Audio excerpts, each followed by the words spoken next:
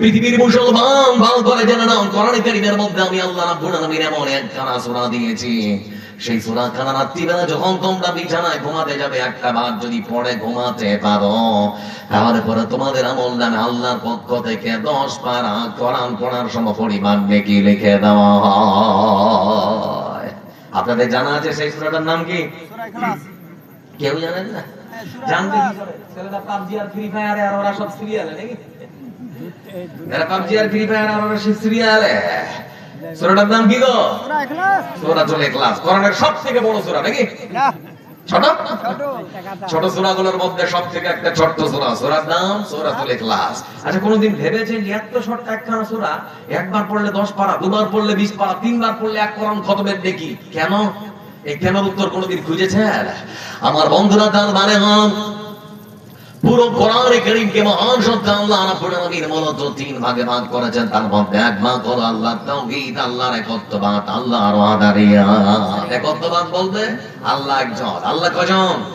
কথা বলেন, আল্লাহ কয়জন?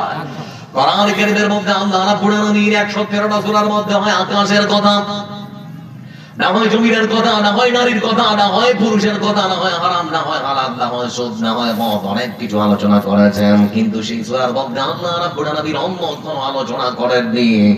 কোরআনের শুরু থেকে শেষ পর্যন্ত নিজের পরিচয়ের কথা খুলে খুলে তিনি বর্ণনা করেছেন। শুরুতেই বলা হচ্ছে আল্লাহ এক। এবার একটা ঈমানি প্রশ্ন করছি আপনাদেরকে, আল্লাহ কয়জন? এটা সবাই বলেন না, ঈমানই শেষ হয়ে যাবে। আল্লাহ কয়জন? একজন। আল্লাহ একজন। আমার বন্ধুরা, সর্বশক্তিমান যিনি তিনি কে? কথা, সর্বশক্তিমান যিনি তিনি কে? আল্লাহ। আল্লাহ। ভালো মন্দের মালিক আল্লাহ। জান্নাতের মালিক কে? আল্লাহ।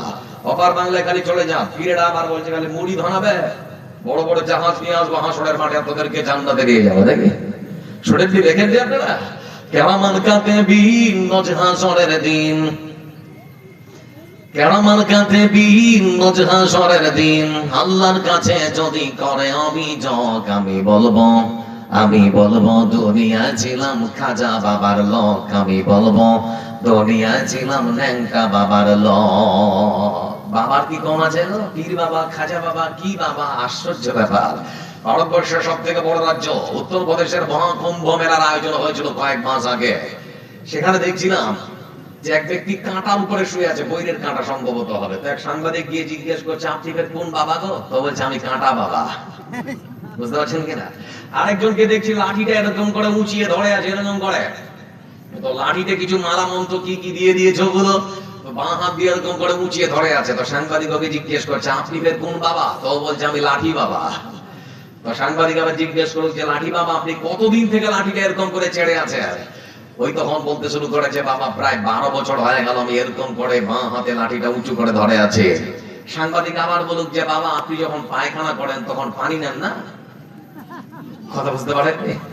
মানে যখনই এটা বলেছে তখন ওর মাথা খারাপ, তখন ওই লাঠি দিয়ে সাংবাদিককে ধরেছে তাড়াতে।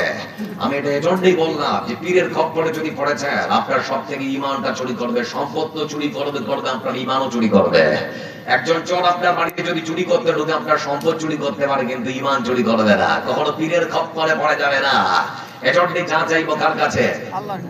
যা চাইবো কার কাছে? ভালো মন্দের মালিক কে? সর্বক্ষমতার মালিক যিনি তিনি আল্লাহ রাব্বুল আলামিন। এজন্য ছোট্ট একখানা সূরা একবার যদি পড়েন তাহলে পড়ে 10 পারা কোরআন পড়ার সমপরিমাণ নেকি। চিন্তা করে দেখেছেন কত সম্মান, কত মর্যাদা পৃথিবীর বুকে মানুষকে আল্লাহ রাব্বুল আলামিন দিয়েছেন। এজন্য বলছিলাম বন্ধু আমার, কোরআনে কারীম বিশ্ব মানবতার মুক্তির জন্য আল্লাহ রাব্বুল আলামিন পৃথিবীর বুকে প্রেরণ করেছেন। এই কোরআনে কারীম যদি পৃথিবীর মানুষ ঠিকমতো মূল্যায়ন করে, পৃথিবীতেই তার সম্মান, তার মর্যাদা আল্লাহ রাব্বুল আলামিন বাড়িয়ে দেয়। হাদিসের পরিভাষায় রাসূল সাল্লাল্লাহু আলাইহি ওয়াসাল্লাম তিনি বলেন, খায়রুকুম মান তাআল্লামাল কোরআন ওয়া আল্লামা। এই পৃথিবীর বুকে সবথেকে মহান সত্তা আল্লাহ রাব্বুল আলামিনের কাছে প্রিয় পাত্র, আল্লাহর সবথেকে ভালো বান্দা হলো সেই যে ব্যক্তি কোরআনে কারীমকে ঠিকমতো মূল্যায়ন করেছে, কোরআন তার বুকে ধারণ করেছে আর কোরআনে কারীমের শিক্ষা দান করেছে। পৃথিবীর বুকে মহান সত্তা আল্লাহ রাব্বুল আলামিন সেই বান্দাকে সবথেকে প্রিয় বান্দা বলে বেছে দিয়েছেন। আপনি আল্লাহ সব থেকে প্রিয় হবেন, কোরআন পড়ুন, কোরআনের শিক্ষা দিন, তাহলে সব থেকে ভালো বান্দা। আর রাসূল সাল্লাল্লাহু আলাইহি ওয়াসাল্লাম তিনি বলছেন, আমার বন্ধু এজন্য বলতে যাচ্ছি